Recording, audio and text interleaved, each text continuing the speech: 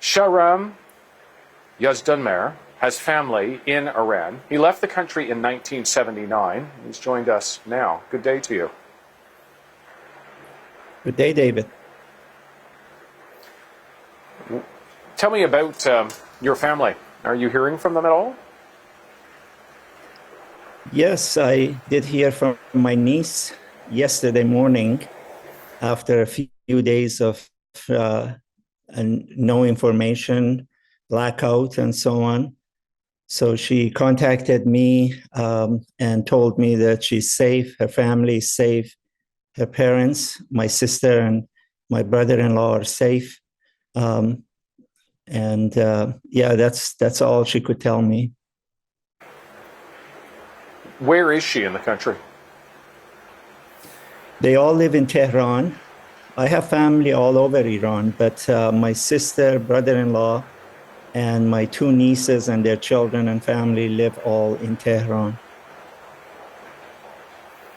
That is a city where it seems not a single quarter has been spared, that there have been attacks, dozens, hundreds of them, frankly, in this 4-day-old war. Is your family giving you a sense of what life is for them right now?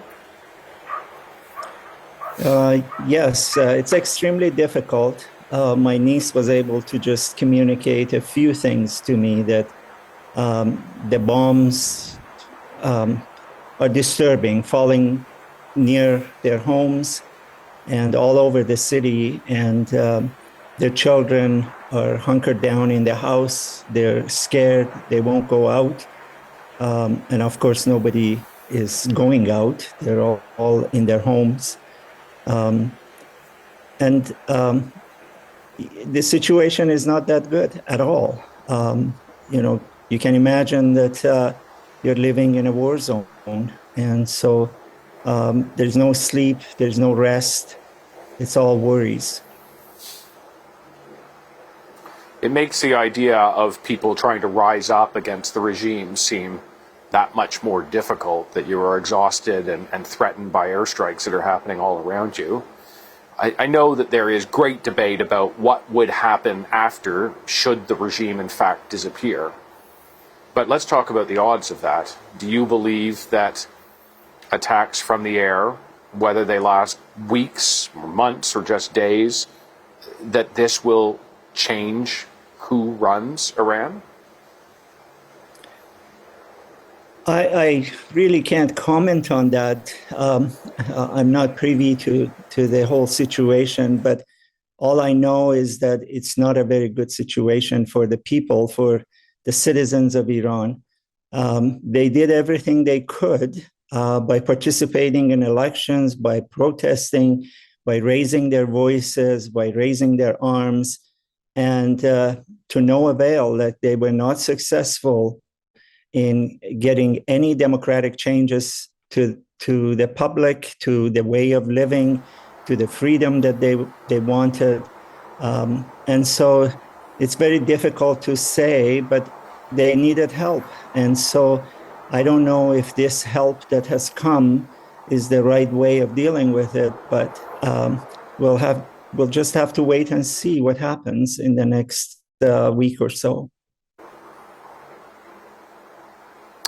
Shahram, I want to ask you about just your own mindset there, how you deal with the fact that the supreme leader, who many wanted to see gone, is gone, but that he will likely be replaced by someone in his image. There is reason for hope in some ways for many Iranians, and yet at the same time, there is the reality of how hard the future will be. There's the reality of the attacks that are underway. How do you deal with that in your own mindset? Very good question, David. There's a lot of feelings that come to mind. I left that country in 1979 in the middle of the revolution, and it's the regime is a very brutal regime, as everybody knows. In the past almost like 47 years, they have ruled with iron fist, and people have lived with it, and I haven't, but they have lived with it, and they're frustrated now because of the economic situation, because of their grievances not being heard, and so it's tough for me to say whether the new development is the right way for them or not. But at the same time, I know what they want. They want freedom the same way that we have it in the West. They want freedom of speech. They want freedom of movement. They want freedom of choice. And they have all been denied. And so that's a very tough thing to handle on a day-to-day basis. Shahram Yazdanmehr, thank you very much for sharing a little bit of your insight with us. Thank you, David, and I hope you stay safe in Israel.